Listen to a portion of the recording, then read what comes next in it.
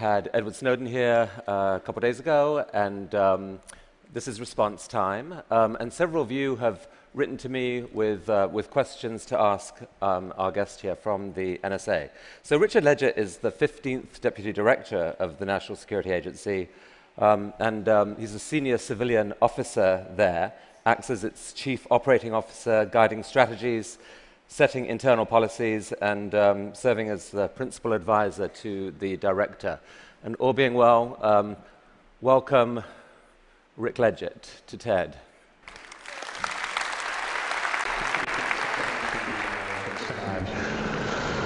I'm really thankful for the opportunity to talk to folks here. I look forward to the conversation. So thanks for arranging for that. Thank you, Rick. We appreciate you joining us. It's certainly quite a strong statement that the NSA is willing to reach out and show a more open face here. You saw, I think, the talk and interview that Edward Snowden gave here a couple of days ago. What did you make of it? So I think it was interesting. It was we didn't realize that he was going to show up there. So kudos to you guys for arranging a nice surprise like that.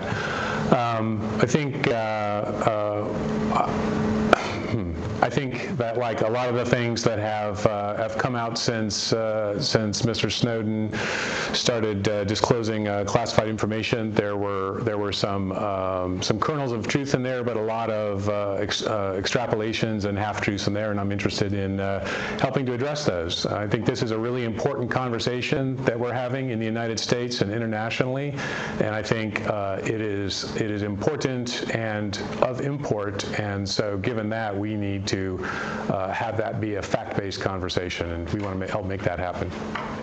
So the question that a lot of people have is, what do you make of Snowden's motivations for doing what he did, and did he have an alternative way that he could have gone?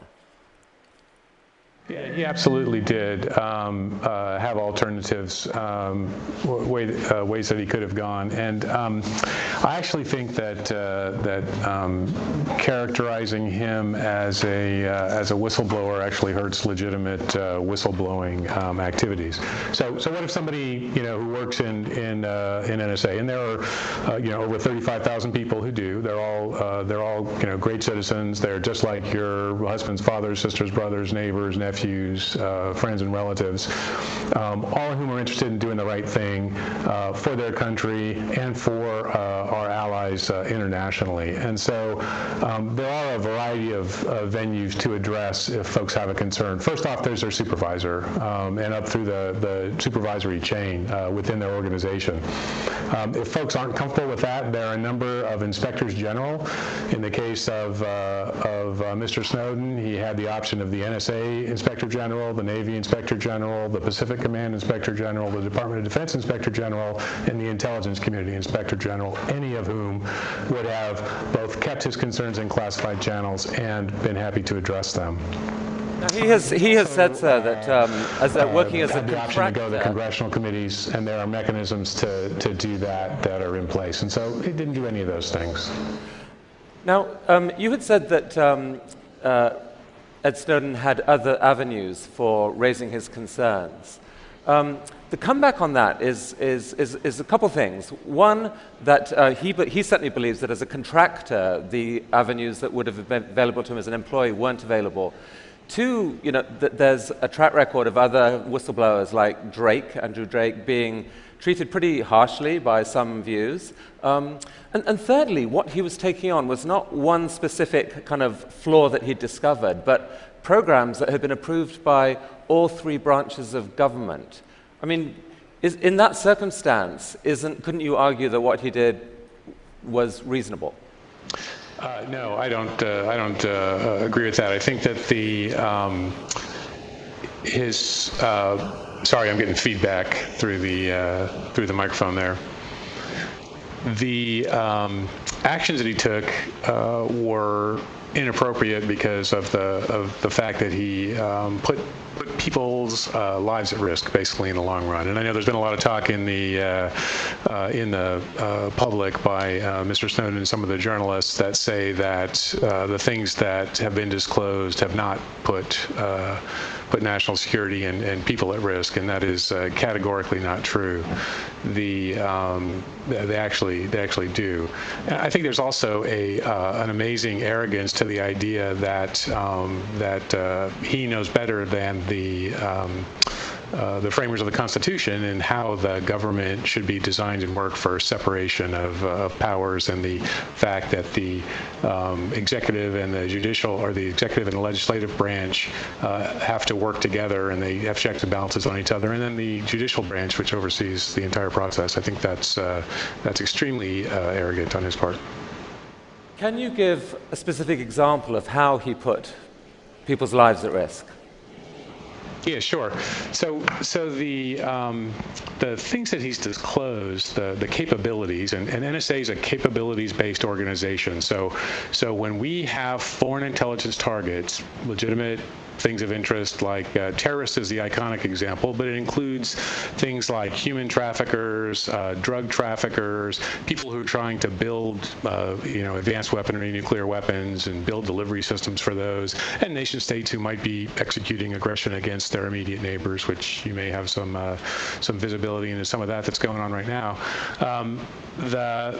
The capabilities are applied in very discrete and measured and controlled ways. So the unconstrained disclosure of those capabilities means that as adversaries see them and recognize, hey, I might be vulnerable to this, they move away from that. And we have seen targets in terrorism, in the nation-state area, in smugglers of various types, and other folks who have, because of the disclosures, moved away from our ability to have insight into what they're doing. The net effect of that is that our people who are overseas in dangerous places, whether they're diplomats or military, and our allies who are in similar situations, are at greater risk because we don't see the threats that are coming their way. So that's a general response, saying that because of his revelations, access that you had to certain types of information has been shut down, has been closed down. But that presumes, the concern is that the nature of that access was not necessarily legitimate in the first place. Describe to us this Bull Run program where it's alleged that the NSA specifically weakened security in order to get the type of access that you've spoken of. So there are, when our legitimate foreign intelligence targets of the type that I described before use the global telecommunication system as their communications methodology, and they do because it's a great system. It's the most complex system ever devised by man, and it is a wonder. And lots of folks in the room there are responsible for the creation and enhancement of that, and it's just a wonderful thing. But it's also used by people who are working against us and our allies. And so if I'm going to pursue them, I need to have the capability to go after them. And again, the controls are in how I apply that capability, not that I have the capability itself. Otherwise, if we could make it so that all the bad guys used one corner of the internet, we could have a domain, badguy.com. That would be awesome, and we could just concentrate all our efforts there. That's not how it works. They're trying to hide from the government's ability to isolate and interdict their actions, and so we have to swim in that same space. But I will tell you this. So NSA has two missions. One is the signals intelligence mission that we've unfortunately read so much about in the press. The other one is the information assurance mission, which is to protect the national security systems of the United States. And by that's things like the communications that the president uses, the communications that control our nuclear weapons, the communications that our military uses around the world, and the communications that we use with our allies, and that some of our allies themselves use. And so we make recommendations on standards to use, and we use those same standards. And so we are invested in making sure that those communications are secure for their intended purposes. But it sounds like what you're saying is that when it comes to the internet at large, any kind of strategy is fair game if it improves America's safety. And I think this is partly where there's such a divide of opinion, that there's a lot of people in this room and around the world who think very differently about the internet. They think of it as a momentous invention of humanity, kind of on a par with the Gutenberg press, for example. It's the bringer of knowledge to all, it's the connector of all, and it's viewed in those sort of idealistic terms. And from that lens, what the NSA has done is equivalent to the authorities back in Germany inserting some device into every printing press that would reveal which books people bought and what they read. Can you understand that from that viewpoint, it feels outrageous? I do understand that. I actually share the view of the utility of the internet, and I would argue it's bigger than the internet. It is the global telecommunications system. The internet is a big chunk of that, but there is a lot more. And I think that that people have legitimate concerns about the balance between transparency and secrecy. That's sort of been couched as a balance between security and between privacy and national security. I don't think that's the right framing. I think it really is transparency and secrecy. And so that's the national and international conversation that we're having, and we want to participate in that. We want people to participate in an informed way. So there are things, let me talk about that just a little bit more. There are things that we need to be transparent about. Our authorities, our processes, our oversight, who we are. We, NSA, have not done a good job of that, and I think that's part of the reason that this is has been so revelational and so sensational in the media. Nobody knew who we were. We were the no-sus agency, the never say anything. There's takeoffs of our logo of an eagle with headphones on around it, and so that's sort of the public characterization. And so we need to be more transparent about those things. What we don't need to be transparent about, because it's bad for the U.S., it's bad for all those other countries that we work with and that we help provide information that helps them secure themselves and their people. It's bad to expose operations and capabilities in a way that allows the people that we're all working against, the generally recognized bad guys, to counter those. But isn't it also bad to deal a kind of body blow to the American companies that have essentially given the world most of the internet services that matter? It is. It's really the companies are in a tough position, as are we, because the companies, we compel them to provide information, just like every other nation in the world does. Every industrialized nation in the world has a lawful intercept program where they are requiring companies to provide them with information that they need for their security, and the companies that are involved have complied with those programs in the same way that they have to do when they're operating in Russia or the UK or China or India or France, any country you choose to name.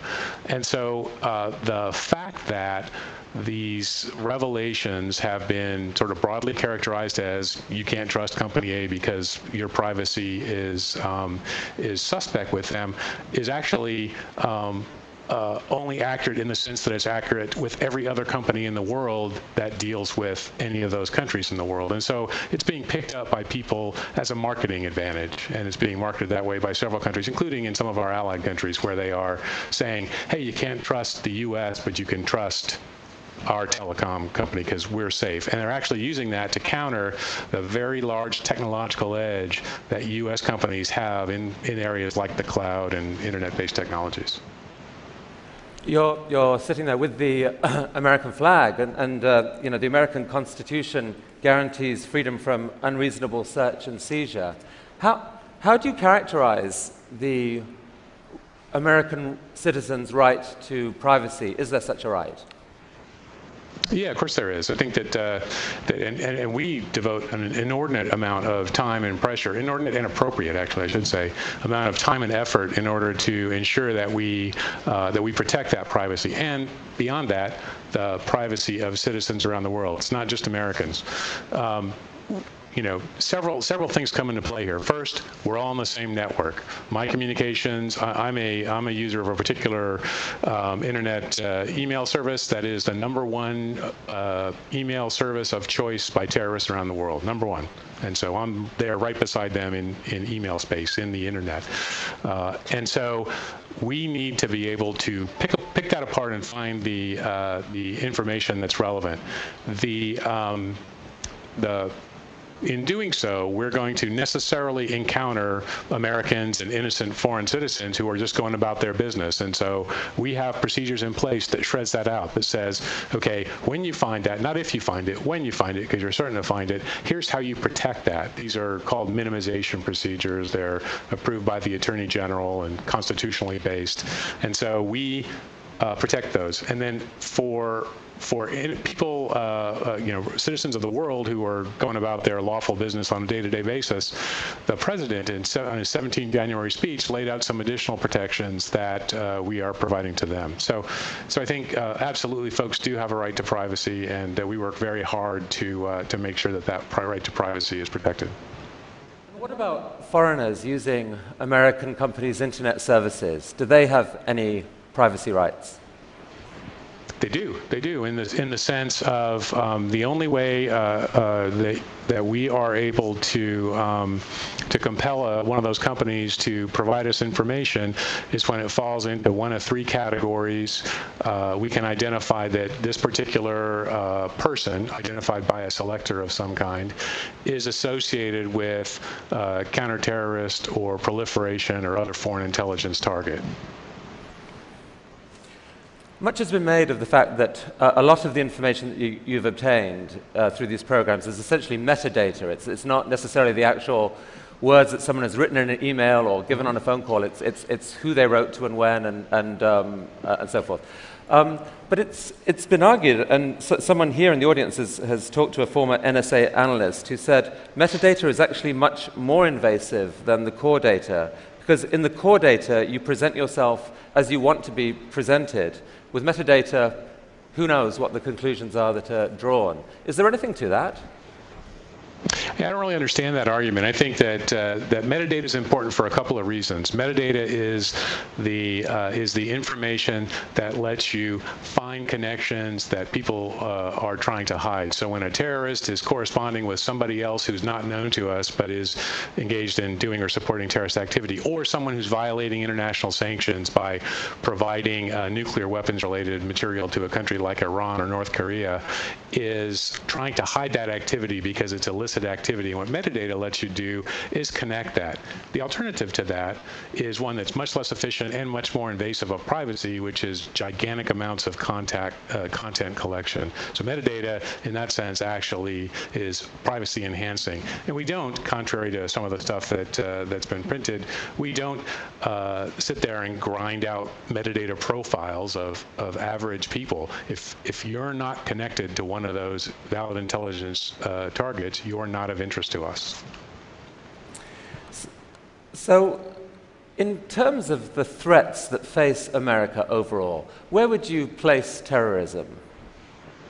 I think terrorism is still #1. I think that we've never been in a time where there are more places where things are going badly and forming the petri dish in which terrorists take advantage of the lack of governance. An old boss of mine, Tom Fargo, Admiral Fargo, used to describe it as arcs of instability, and so you have a lot of those arcs of instability in the world right now. Places like Syria, where there's a civil war going on and you have massive numbers, thousands and thousands of foreign fighters who are coming into Syria to learn how to be terrorists and practice that activity. And lots of those people are Westerners who hold passports to European countries, or in some cases the United States. And so they are basically learning how to do jihad and have expressed intent to go out and do that later on in their home home countries. You've got places like Iraq, which is suffering from a high level of sectarian violence, again, a breeding ground for terrorism. And you have the activity in the Horn of Africa and in the Sahel area of Africa. Again, lots of weak governance, which forms a breeding ground for terrorist activity. So I think it's very serious. I think it's number one. I think number two is cyber threat. I think cyber is a threat in three ways. One way, and probably the most common way that people have heard about it, is through the theft of intellectual property. So basically, foreign countries going in, stealing companies' secrets, and then providing that information to state-owned enterprises or companies connected to the government to help them leapfrog technology or to gain business intelligence that's then used to win contracts overseas. That is a hugely costly set of activities that's going on right now. Several nation states are doing it. Second is the denial of service attacks. You're probably aware that there's been a spate of those directed against the U.S. financial sector since 2012. Again, that's a nation state who's executing those attacks, and they're doing that as a semi-anonymous way of reprisal. And the last one is destructive attacks, and those are the ones that concern me the most. Those are on the rise. You had the attack against Saudi Aramco in 2012, August of 2012, took down about 35,000 of their computers with a wiper-style virus. You had a follow-on a week later to a Qatari company. You had March of 2013, you had a South Korean attack that was attributed in the press to North Korea that took out thousands of computers. Those are on the rise, and we see people expressing interest in those capabilities and a desire to employ them. Okay, so a couple things here, because this is really the core of this almost. I mean, first of all, a lot of people who look at risk and look at the numbers don't understand this belief that terrorism is still the number one threat. You know, apart from September 11, I think the numbers are that in the last 30 or 40 years, about 500 Americans have died from terrorism, mostly from homegrown terrorists. The chance in the last few years of being killed by terrorism is far less than the chance of being killed by lightning. And I guess you would say that a single nuclear incident or bioterrorism act or something like that would change those numbers. Would that be the point of view? Well, I'd say two things. One is the reason that there hasn't been a major attack in the United States since 9/11, that is not an accident. That's a lot of hard work that we have done, that other folks in the intelligence community have done, that the military has done, and that our allies around the globe have done.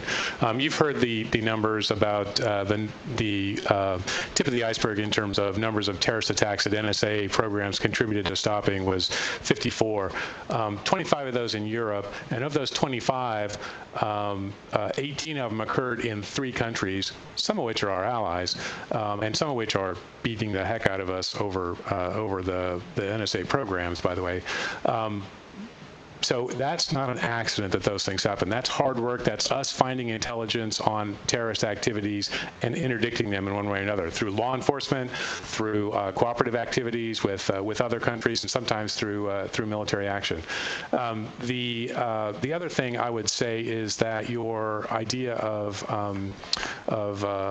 nuclear or chem bio threat is not at all far-fetched, and in fact there are a number of groups who have for several years expressed interest and desire in obtaining those capabilities and work towards that.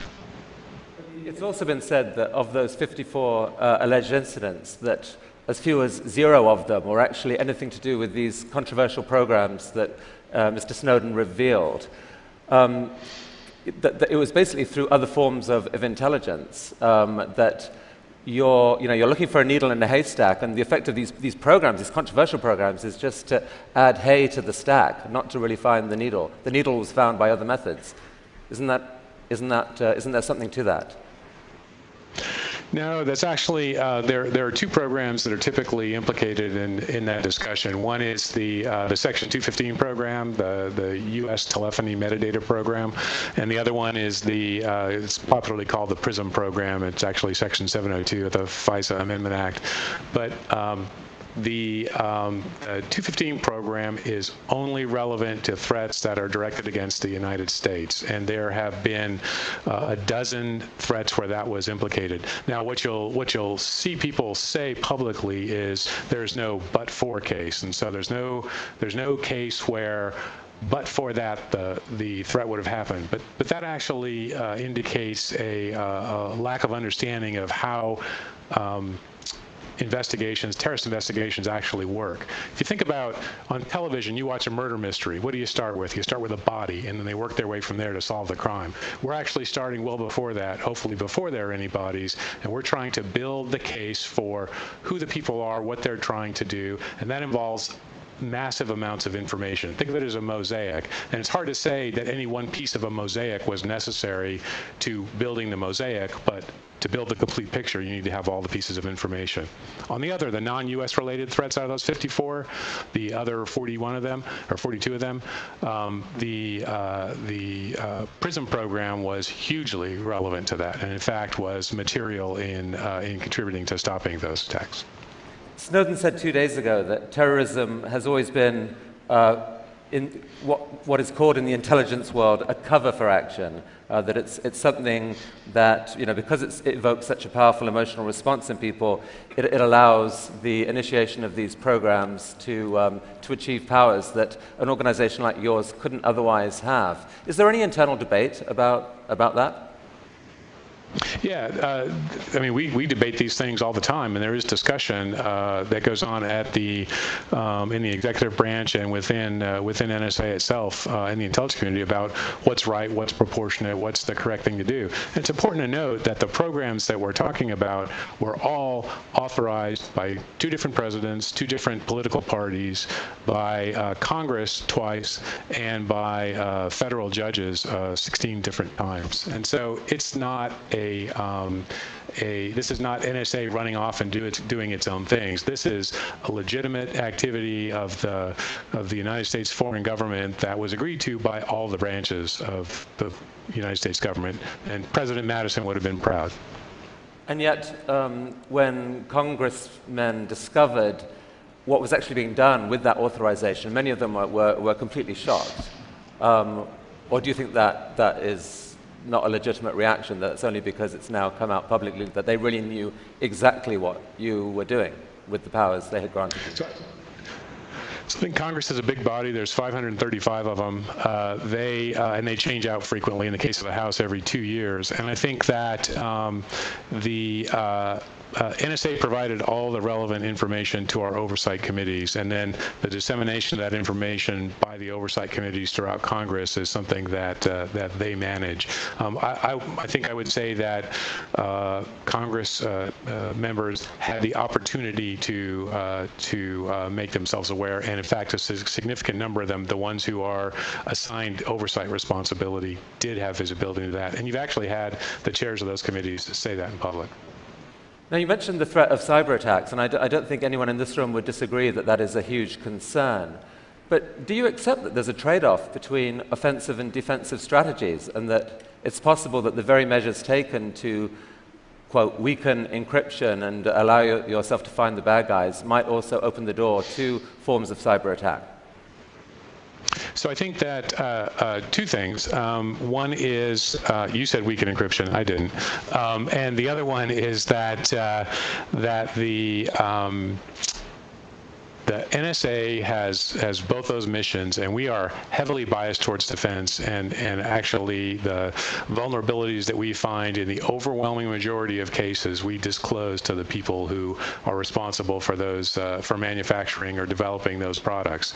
We have a great track record of that, and we're actually working on a proposal right now to be transparent and to publish transparency reports in the same way that the internet companies are being allowed to publish transparency reports for them. We want to be more transparent about that. So again, we eat our own dog food.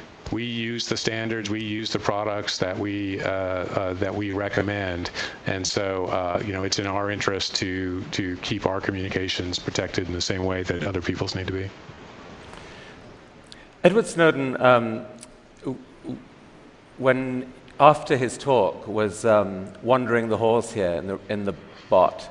And I heard him say to a couple of people, they asked him about what he thought of the NSA overall, and he was very complimentary about the people who work with you. He said that it's a really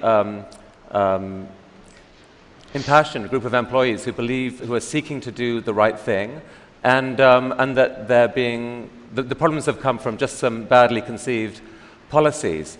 He came over certainly very reasonably and calmly. He didn't come over like a crazy man. Would you accept that at least, even if you disagree with how he did it, that he has opened a debate that matters?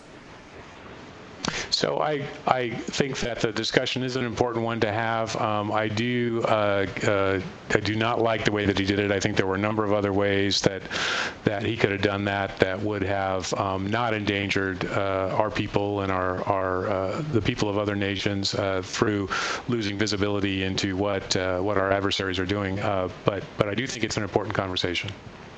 I mean, it's been reported that there's almost a difference of opinion with you and your colleagues over any scenario in which he might be offered an amnesty deal. I think your boss, General Keith Alexander, has said that that would be a terrible example for others. You can't negotiate with someone who's broken the law in that way.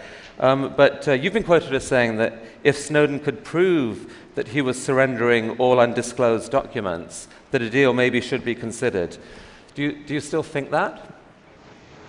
Yeah, so actually, this is my favorite thing about that 60 Minutes interview was all the misquotes that came from that. What I actually said in response to a question about, would you entertain any discussions of, mitigating,